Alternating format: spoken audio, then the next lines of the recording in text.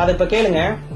Hello hello sir, good morning sir. Sriram கேஸ்ல இருந்து call பண்ணியிருக்கோங்க சார், வடமதுரை என்ஜிஓ காலனில இருந்து. சொல்லுங்க. ரமேஷ்குமார் அவங்க பேர்ல தானே சார் சிலிண்டர் வாங்கிட்டு இருக்கீங்க? ஆமாங்க. நம்ம வீட்டு அட்ரஸ் வந்து 6/99 ஜல்லிக்காடு, அப்பநாயக்கம்பாளையம், கோயம்புத்தூர் 17 தானாங்க சார்? ஆமாங்க. ஓகேங்க சார். இன்னைக்கு வந்து நம்ம ஏரியாவுக்கு வந்து இன்ஸ்பெக்ஷன் போட்டிருக்காங்க சார். செக்கிங்காக ஆஃபீஸ் வந்து ஸ்டாஃப் ஒருத்தவங்க வருவாங்க. ஓகேங்க.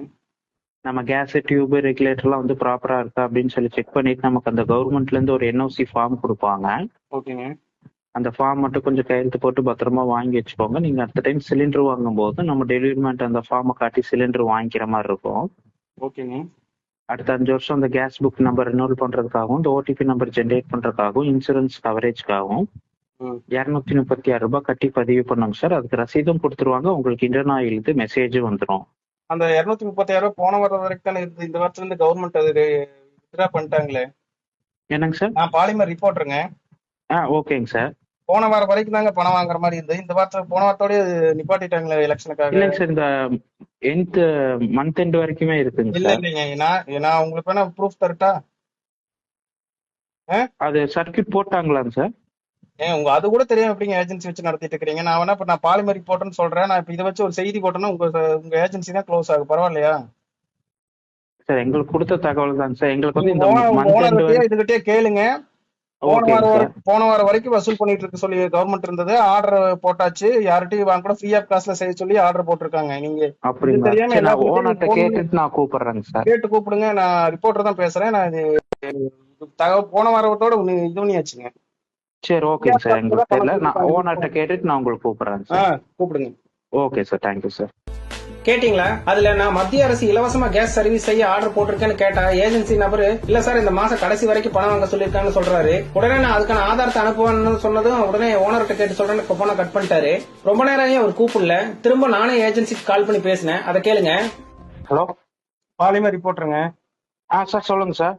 கேட்டு சொல்றேன். நீங்க அதான் சார் இருக்குங்களாமாங்க சார், பண்ணக்கூடாதுன்னு தான் சொன்னாரு. அப்புறம் நீங்க இத்தனை நாளா இப்படி ஒரு வாரமா வசூல் பண்ணிட்டு எல்லா பக்கமே? ஒரு வாரமா இல்லைங்க சார், அது அவர் சொல்லல. அதனால நாங்க இப்ப பாக்குறது வசூல் பண்ணதை வச்சு செய்தி போடலாம் தெரியுமா? இப்ப பண்றது இல்லைங்க சார். அது இப்ப நீங்க இப்ப ஏன்னா எனக்கு மட்டும் இல்லாம இங்க அப்பநாயக்கம்பாளையத்துல 2-3 பேத்துக்கு நீங்க கால் பண்ணிருக்கீங்க. எங்க அம்மாக்கு ஒரு லைன் இருக்கு, எங்க அம்மாக்கு கால் பண்ணிருக்கீங்க, இங்க பக்கத்துல கால் பண்ணிருக்கீங்க. உங்களுக்கு எல்லாமே சொல்லிருக்கீங்க. இன்னைக்கு இங்க நாங்க வர்றோம் 236 ரூபாய் நீங்க கொடுக்கணும்னு. அவன் இப்பதான் சார்ட்ட கால் பண்ணாங்க சார். அவர்தான் சொன்னாரு வேண்டாம், அது பண்ணக்கூடாது, விட்டுரு அப்படின்னாரு.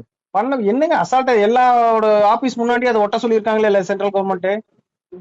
என்னங்க சார்? எல்லா ஆபீஸ் முன்னாடியும் சென்ட்ரல் கவர்மெண்ட் உங்க ஆபீஸ் முன்னாடி அதை ஒட்டி இருக்கீங்களா இல்லையா? அந்த மாதிரி இலவச பரிசோதனை பண்ணணும்னு ஒட்டி இருக்குங்க. ஒட்டி இருந்து நீங்க வேணுனே தான் கால் பண்ணி கேட்கற மாதிரி இருக்குது. இது ஒரு ஏமாத்து வேலை தானே இது? இல்லைங்க சார், இல்லைங்க சார். அப்புறம் ஒட்டிட்டு எதுக்குங்க கால் பண்ணி காசு கேக்குறீங்க? சார் எனக்கு தெரியலைங்க சார்.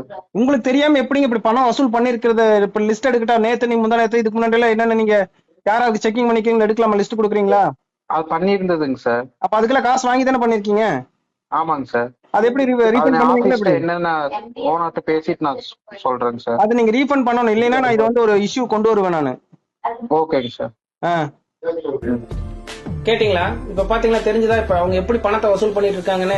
நம்ம மக்களும் அறியாமையில பயத்துல பணம் கொடுத்துட்டு இருக்காங்க. இந்த வீடியோ பாக்குறவங்க இனிமேலாவது யாராவது கேஸ் ஏஜென்சில இருந்து கூப்பிடுறேன் பணம் தாங்கன்னு சொன்னாங்கன்னா தந்துராதீங்க. மத்திய அரசு இலவசமா செய்ய சொல்லி ஆர்டர் போட்டிருக்காங்க. அதே போல ஏற்கனவே கடந்த 10 நாளுக்குள்ள பணம் கொடுத்திருந்தீங்கன்னா ஏஜென்சிக்கு போய் திரும்ப வாங்கிடுங்க. கொடுக்கலைன்னா புகார் கொடுங்க. இந்த வீடியோ எல்லாருக்கும் ஷேர் பண்ணி விடுங்க, விழிப்புணர்வா இருக்கட்டும். அதே போல அந்த ஏஜென்சிக்காரங்க தெரிஞ்சே தப்பு பண்ணியிருந்தா உரிய